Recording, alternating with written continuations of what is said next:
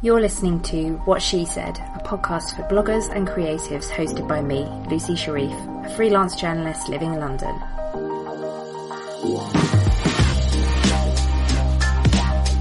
Each week I interview different women in blogging and the online world, getting their best blogging tips and advice, and a little bit of gossip too. Thanks for listening.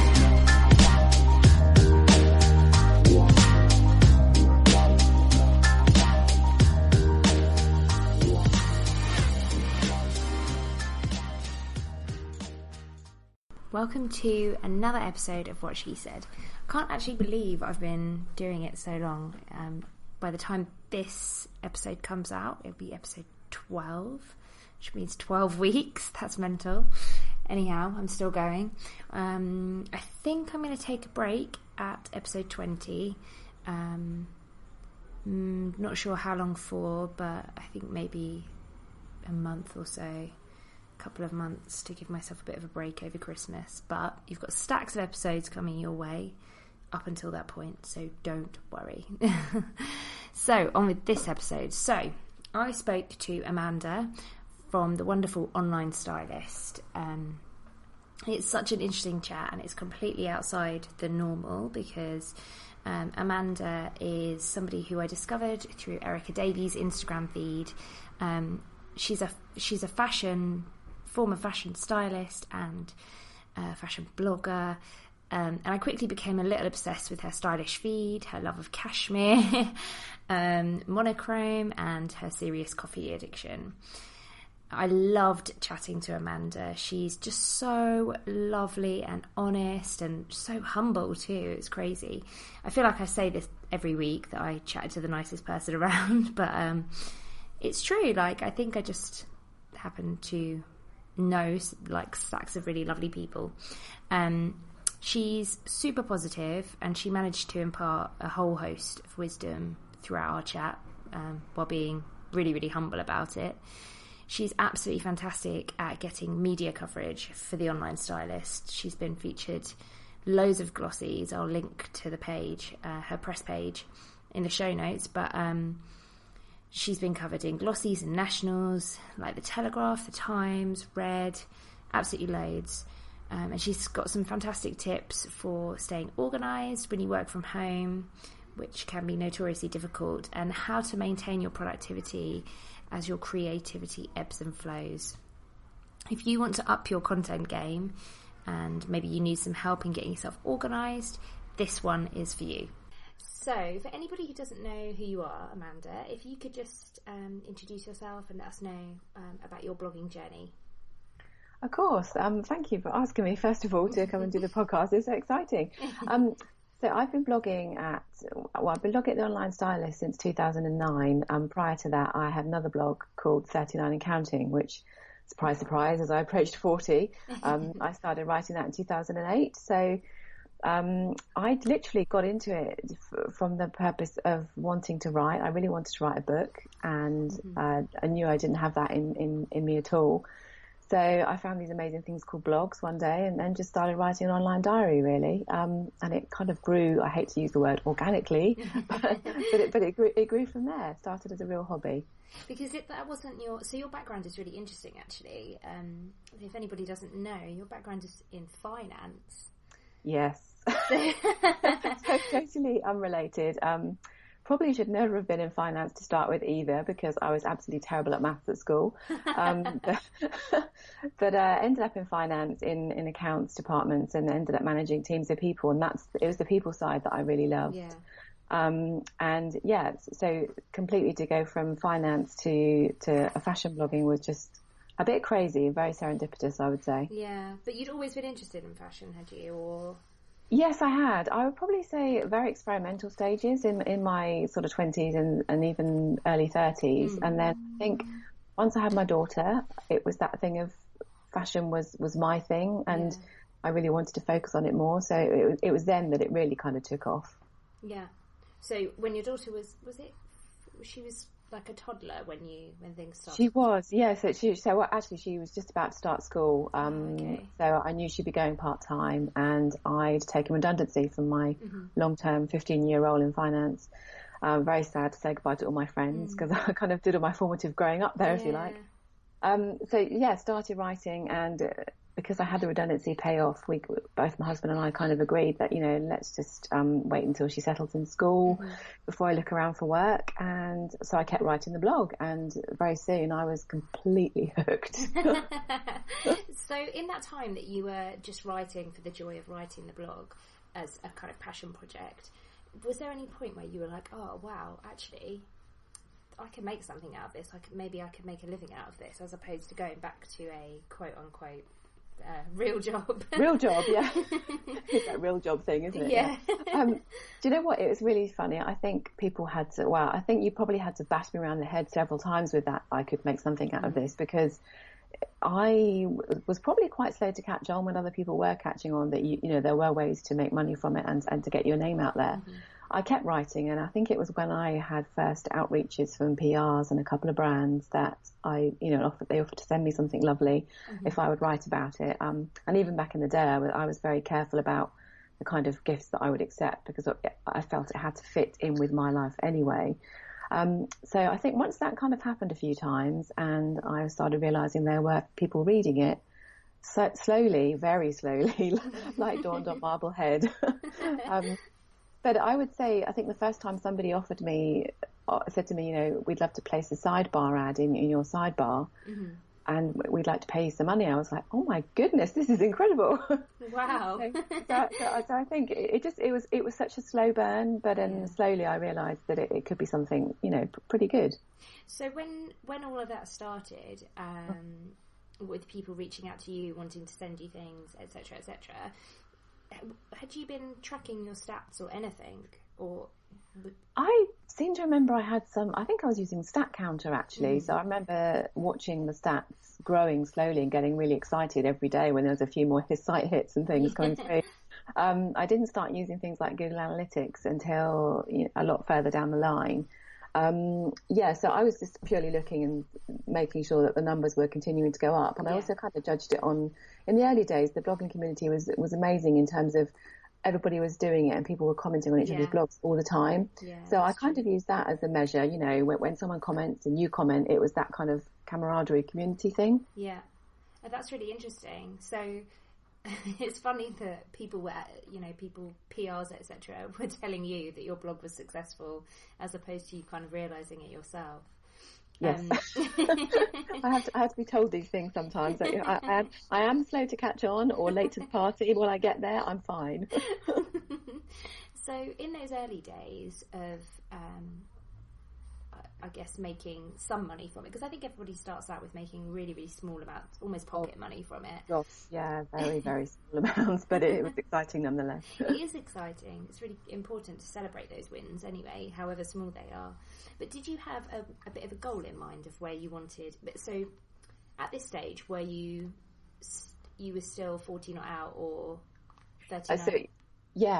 I was still 40 not out. And I think when the money kind of trickled in slowly, I thought it would be actually quite good if I didn't have to go out and get a real job and start paying for childcare. Because the minute, as a mum, the minute you decide your child's only just starting school, you're not entirely sure what the hours are that you can or can't do. The childcare is an issue. Childcare for us would have to be paid childcare. It wasn't a thing to rely on family for at all.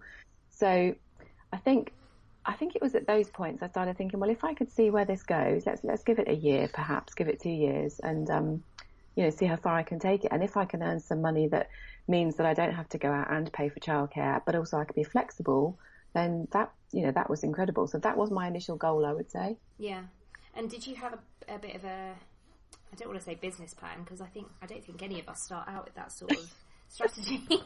More's the pity. But did you have a bit of a plan of action for how you were going to achieve that? I would love to say I had a business plan, but I did not have a business plan. I guess the first plan that I possibly put into play was, I think a couple of years after 40 Not Out was going, I created this online style advice service because through the blog I would get lots of emails from readers asking for very specific style advice questions.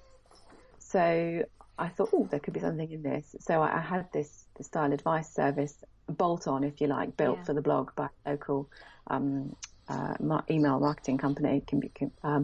Not email marketing. What am I trying to say? Sites, people that build websites and things. Web design, yeah. Web design. You see, I'm so techie. not techie. And I think once I had that in place, I was that was me looking at ways to secure a bit more of an income, I think. Yeah. As a bit of an add-on to what you were doing. Because when did you stop doing the style advice? Was that fairly recently or a couple of years ago?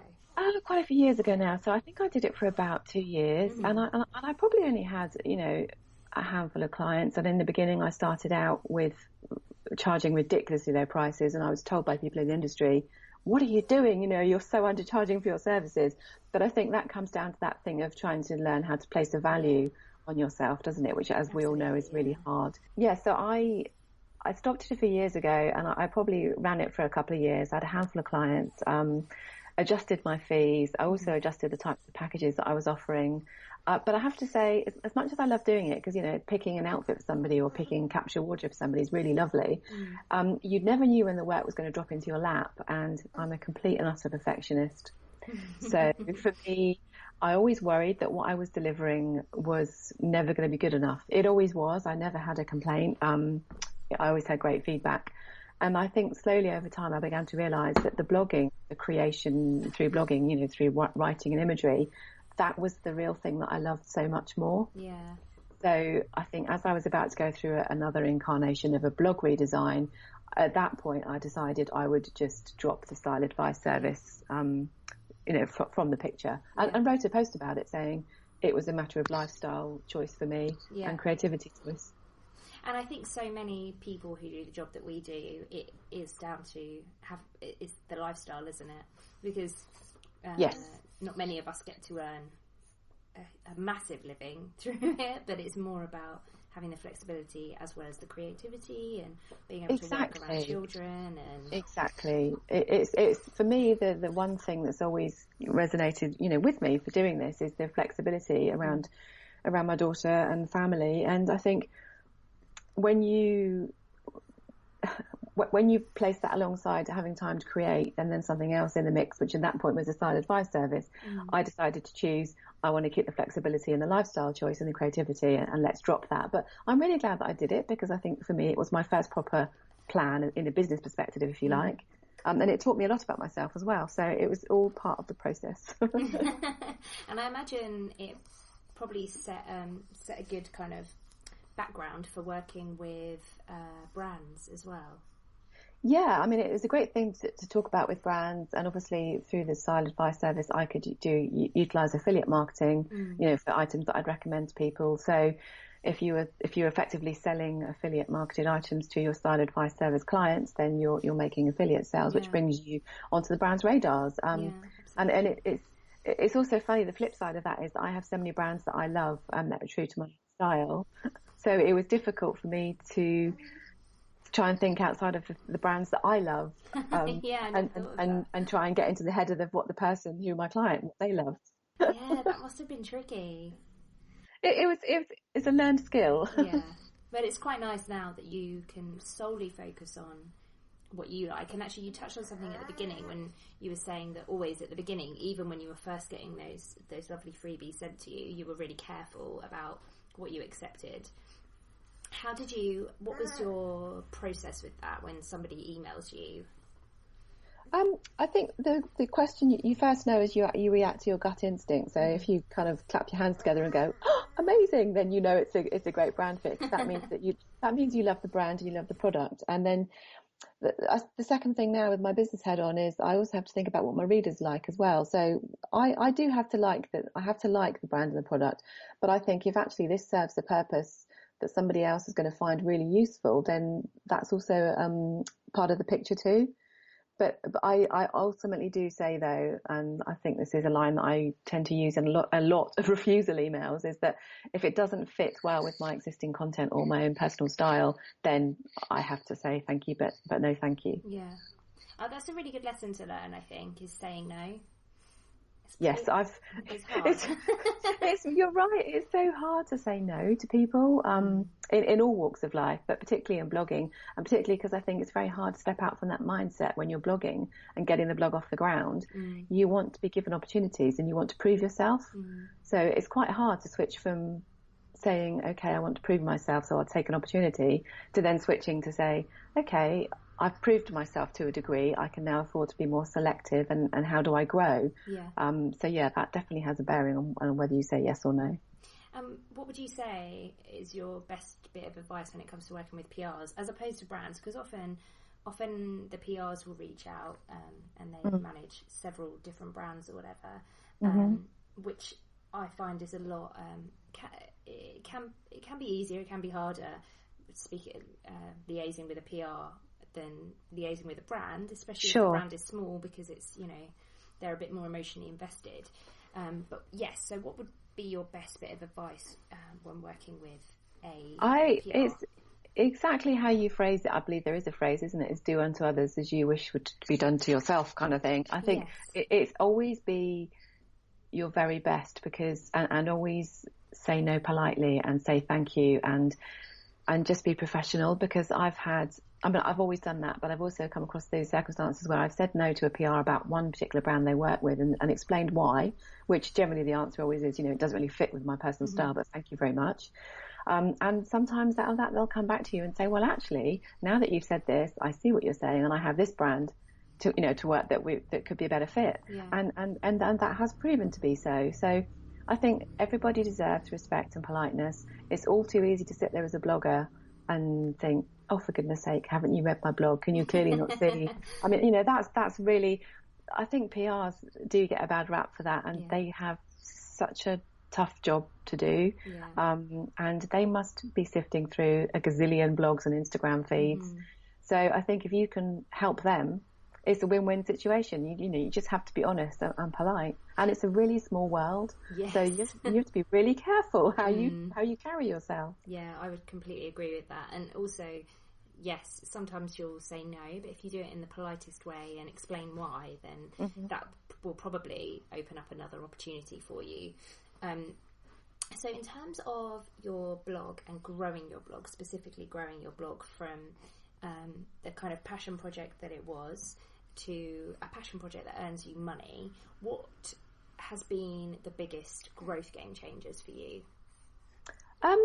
Funnily enough, I would probably say only in the last couple of years am I realising what do actually turn out to be great growth strategies or game changers, and that is to plan ahead. I mean, for me, I always say this, blogging started from an emotional place and an idea and creativity, and it's easy, you can carry on like that for quite some time, bursts of activity, bursts of ideas here and there, but and that's very short term, and it's, to me, that's instant gratification. It's like, great, I've got an idea for a post, let's do it.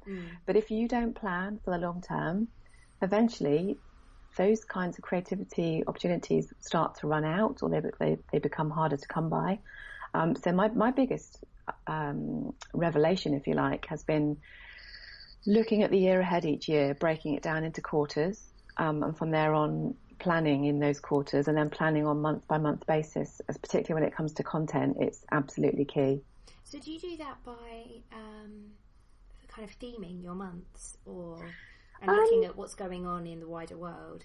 Yeah, I think what goes on around you obviously has a bearing, particularly what it's like in the fashion industry. There's things that happen that have an effect, but also lifestyle, and also where you are in your life, and also where your readers are, and I think in their lives, which I think you can kind of sometimes get a handle on by the types of comments that you get, or the types of conversations you have on Instagram.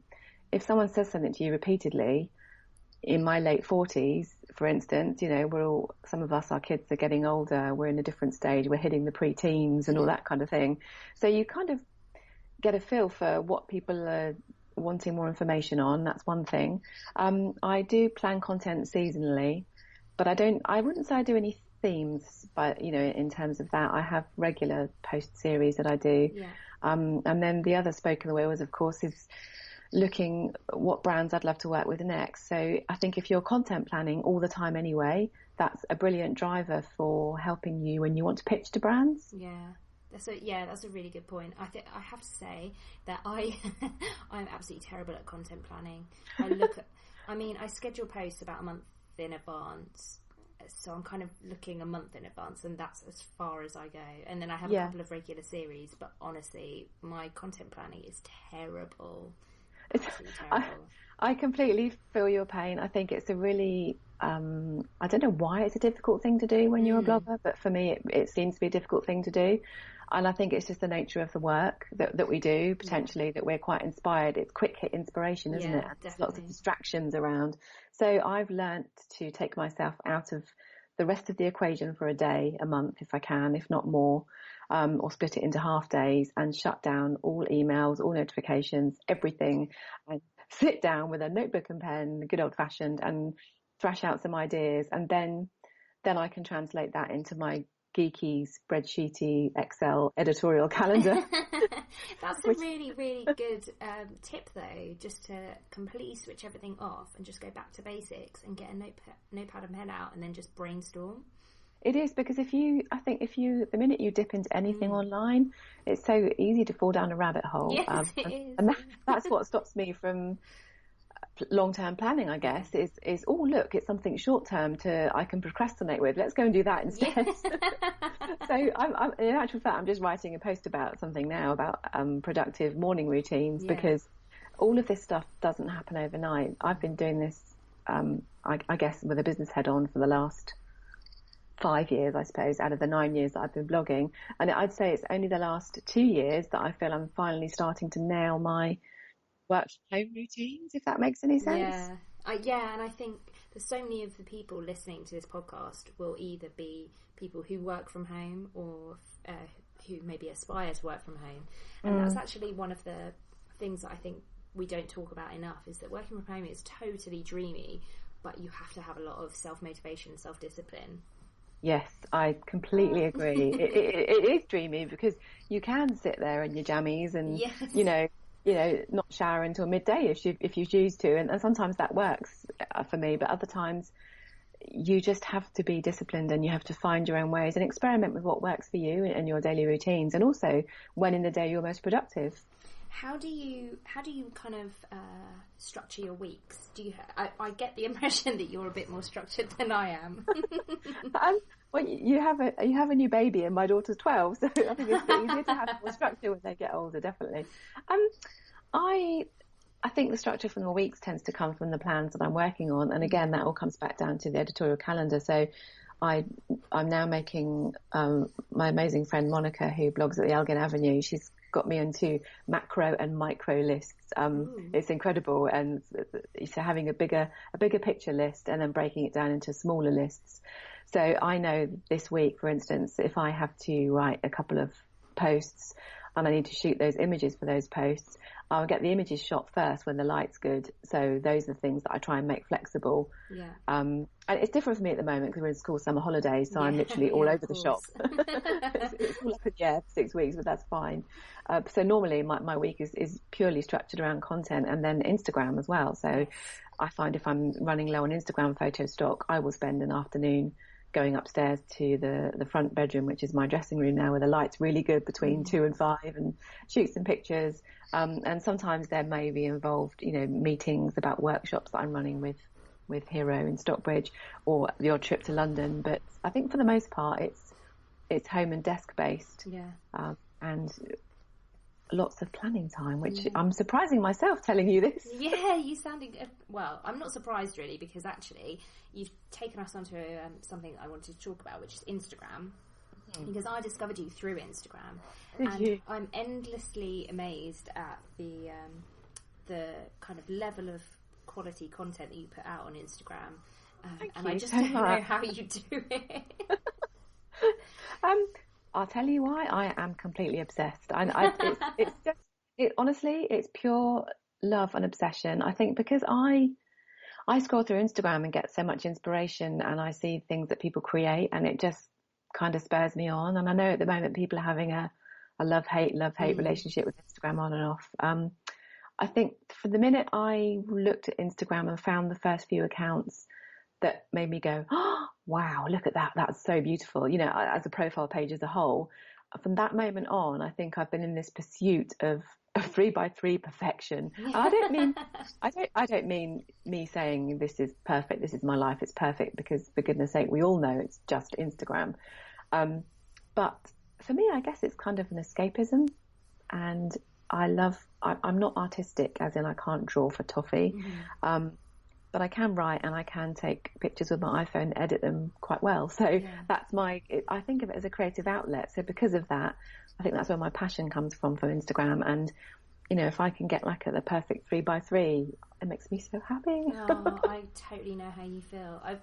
I've done a couple of, Sarah Tasker, who is my, I think anyone who loves Instagram is like, oh, she's the dream. She's the guru. She is the Insta queen. So I think she said once, it's a bit like fitting together a jigsaw puzzle, and it is the dreamiest thing that's one thing that I do plan, is my Instagram. Yes. And I use... Good, this makes me happy. Yeah, it's lovely. And you're like kind of moving the pictures around until it just looks perfect for me. How did you grow your Instagram account? So I recently wrote a blog post about it. Actually, it's quite fresh in my head. So I'll link to it in the show notes. Oh, cool! Thank you. I think I was losing my way a bit with it about 2 years ago, and again, Monica, who's my kind of creative consultant, was helping me with just you know what it's like when you work by yourself. You can't see the wood for the trees, and I got to kind of an impasse with the blog and with Instagram, and everything stayed very static, and I don't think I knew where to go next or what to do. And a couple of simple things. The first thing that Monica pointed out was that it's the online stylist, and people love to see what you're wearing, and you're never on your Instagram feed. Where are you? I think I got so obsessed with flat lays and things like that that I realised I wasn't in there. So I began to look at my Instagram feed. I kind of wanted to nail down the tones of it, the general tones, which mostly around monochrome, blushes and buffs and blues and greys. So having the colours was helpful. Taking time out to learn and understand hashtags and how beneficial they can be. That was, I think, a big part of it. And also pinning myself down to posting 3 times a day, every single day, which sounds really probably completely insane to some people. But I started doing that about probably 8 months or so before the algorithm came in, the dreaded algorithm. And I don't know whether just being on there consistently was beneficial. I presume it was, because I literally grew the numbers from around 7,000 to about, I think it was about 17,000, 18,000 in just under 18 months. Wow. And it was by doing those things and being a complete obsessive. Yeah. I think you have to love it, don't you? You have to. Yes. You have to really love it. I couldn't post 3 times a day. I don't think I can just about post once a day. But I think it changes and moves on. Now sometimes I realise that I can't post 3 times a day, and I think because I've achieved that growth and I know where I'm going now, that's fine. I'm much more relaxed about it, and I would rather actually post one thing, or even, heaven forbid, nothing, to make sure that the images look beautiful side by side. The other thing that I love about Instagram now, I'm really pleased to see, is this, I wouldn't say a trend, but this kind of this feeling for wanting to post kind of lovely microblogs underneath the picture, lovely captions. Great conversations. And I think that's part of the pull-in. So you may be looking at what you think is a perfect picture, but the conversation underneath it is really meaningful as well. Yeah, I agree. I'm a real caption junkie. I love posting kind of little stories and sometimes more than the picture. I think that's where the hashtag unrelated caption came from, because people just want to write something and they've got a beautiful picture they don't match, but it just works. It works, doesn't it? Yeah. And you've got your own hashtag as well, Elevate the Everyday. Where did that come from? Well, I don't think I can't lay claim to it. Certainly not. I think it was out there before, but well, I presume it was, because I'd love to think it was my own. I thought it was yours. I've adopted it. Yeah. It's adopted me, and I've adopted it. It's because it's what the blog's always been about. Yeah. I realise my underlying theme on the blog is all about trying to find some joy somewhere in the day, big or small, or free or not free. It's just that something, that pleasure factor. And then it literally just, I was doing something on Instagram one day, and I'm whole alliteration thing, and I just thought, oh, elevate the everyday. And so I started using it, and I just hashtag the hell out of it now. And there's quite I imagine there's a bit of a community feel around it, because you've got really good engagement as well on your Instagram, I've noticed. How do you kind of I don't know what the word is for it. How do you cultivate that kind of engagement? Foster, yeah, exactly. I just think it's simple. I think it's making sure that in your daily or weekly working schedule, you allow yourself time to go back and check comments and reply to conversations. I think that when people leave comments that are like one word, or it's an emoji, or it's a spammy type comment, that's not a genuine potentially comment. It's just somebody trying to get on your radar. Yeah, for sure. But that instantly shows you the comments that are genuine, and you see regular followers and friends coming back, and you have regular conversations. So to me, they're kind of like my office buddies, if you like. I don't have people around me anymore. So I do love as often as I can. Sometimes I admit if I'm buried in something in deadlines, I will go for 2 or 3 days without getting back to comments, and I feel almost guilty, I guess, but I will then go back and answer questions and reply to comments and try and spend some time doing that. Yeah, so to me, it's completely and utterly about just making time to go back and reply and have conversations, because it sounds crazy, but we've had conversations about parenthood and things, and challenges of preteens, and challenges of becoming potentially a premenopausal late 40 something, and you do make genuine contacts, and people are genuinely helpful, and I think lots of people genuinely care, which is lovely. To say that about social media these days is difficult, isn't it? Instagram is definitely the place where I found the most authentic and meaningful I hate to overuse the word authentic, but the most meaningful connections, I would say. Yeah, I agree. Twitter is you can dip in and out. Yeah. And I think I've kind of gone off Twitter lately because I think it gets very shouty when things happen, and I kind of just go, okay, but it's people's voice, and it's free speech, and I completely get that. Facebook I've never really been into, I have to say. So for me, I guess Instagram is the passion project as well. Yeah, I would agree with you. I completely relate to that. One thing I wanted to ask you that I know lots of people will be really, really interested in is how you manage to get yourself in the media quite a lot, because in the press page, it's really, really impressive. You've been featured in the Times and all manner of things. How do you do it? Fluke. I honestly hold my hands up and say it's just pure fluke. I guess what it comes from is being in the game long enough. I think potentially because there's wonderfully for me, and I'm really excited that people are embracing the 40 something plus era for women finally. Yeah. Hello. So I think because there's lots of us out there doing that and waving that flag, I think that's just become a thing on the media radar. So I think lots of the contact has come around and about because of that, which I'm completely all for, obviously. Yeah. I think sometimes it's just purely down to contacts. So people that I've met, so the lovely, the amazing piece in the Times that broke as I was going off to Mallorca about the Instagrammers, they called it what the title was now, but the rise of the the rise of the middle-age or midlife or something, which I didn't object to in the slightest. Yes, I think at the end of the day, I know the lady that wrote the piece, she's lovely, and that's what I was going to come down to. I think that the editor will have the final say as to what they call it, and you're right, it's an attention-grabbing headline, isn't it? But that particular piece came about because I knew Alex from Where and Where blog, and we'd met at a White Company event. We chat on Instagram. That's the other thing, the opportunities from the media. I guess that's what Twitter is good for as well. If you're on Twitter, then you are on journalist radars, I think. So all the press that I've had, I've never gone out looking for it. It has come to me, and that probably sounds really big-headed. I mean, there's not an awful lot.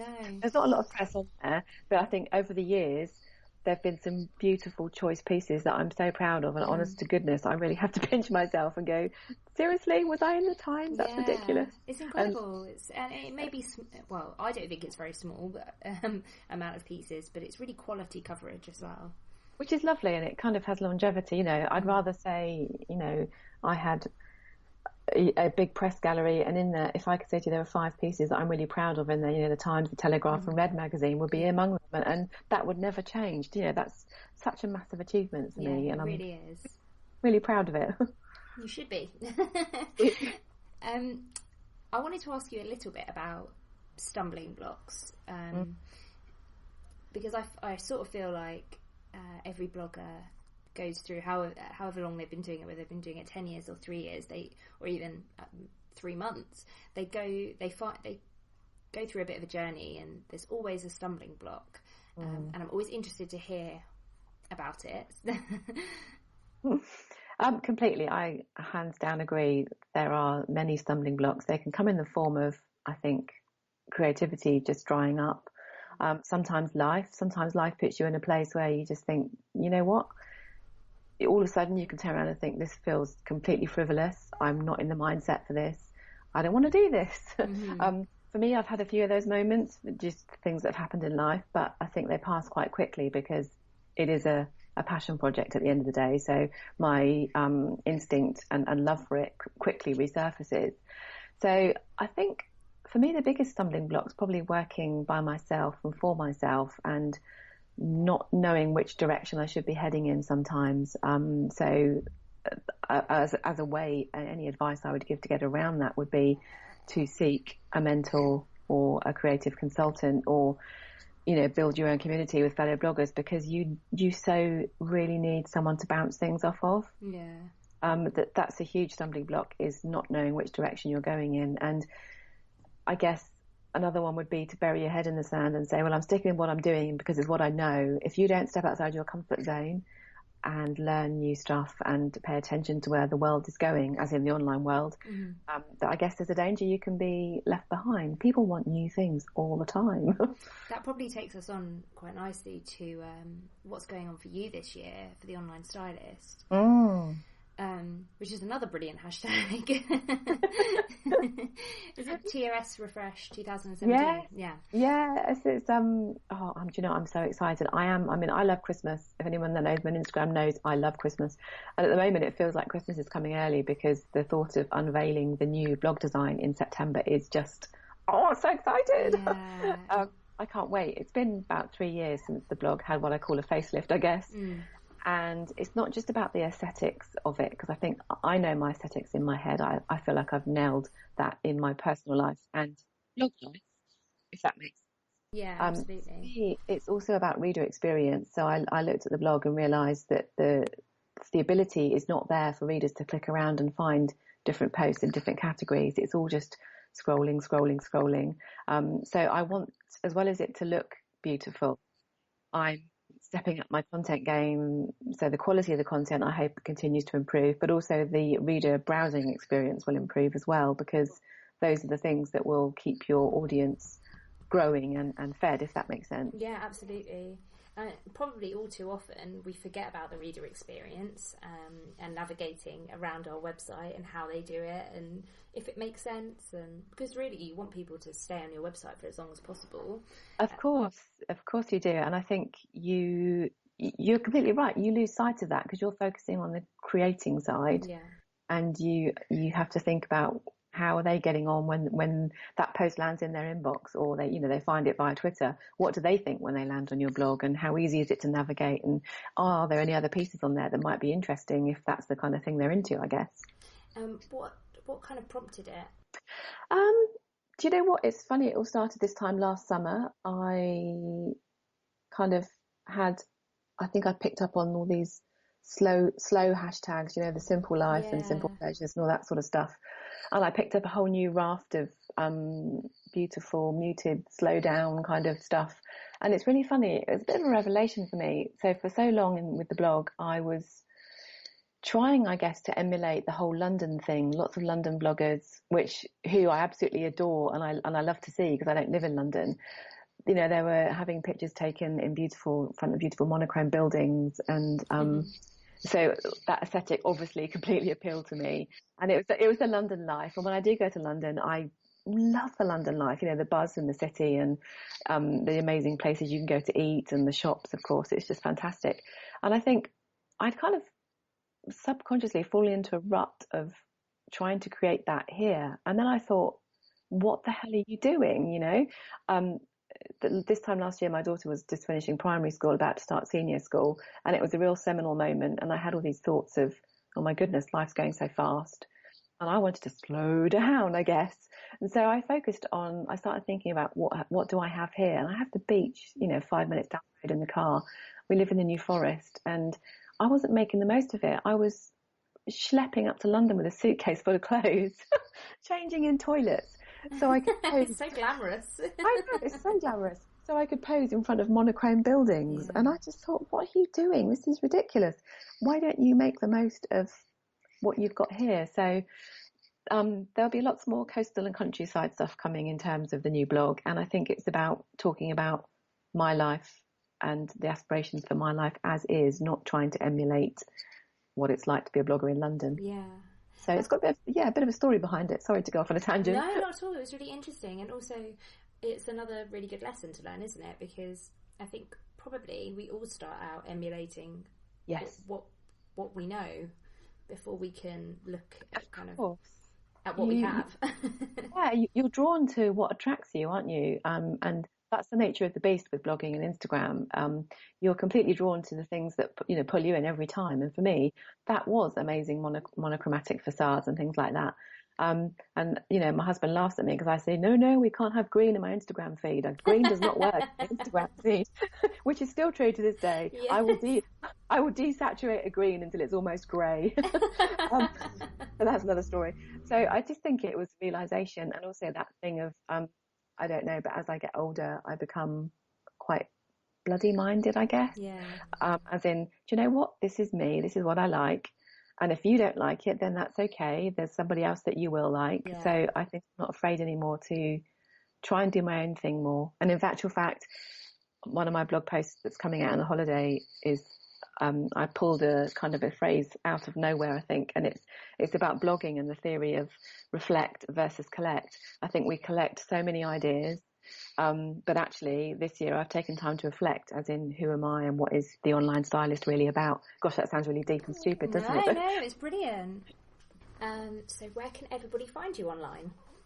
Okay, so probably let's talk about the blog. It's www.theonlinestylist.co.uk, and that will stay the same for the new redesign in September. And then the next place you'll always find me is at Instagram, which is at Online Stylist. And on Twitter, I have an underscore. I've learned to love my underscore, so I'm at _ Online Stylist. Perfect. Thank you very much. Thanks for having me. Thank you so much. Thanks for listening to What She Said. And if you like this episode or any of the other episodes, please think about giving me a lovely rating on iTunes. I really appreciate it. If you want to connect with me, head over to my blog, wanderloose.com, or hit me up on Twitter, Instagram, or Pinterest, where I'm at wanderlooseblog.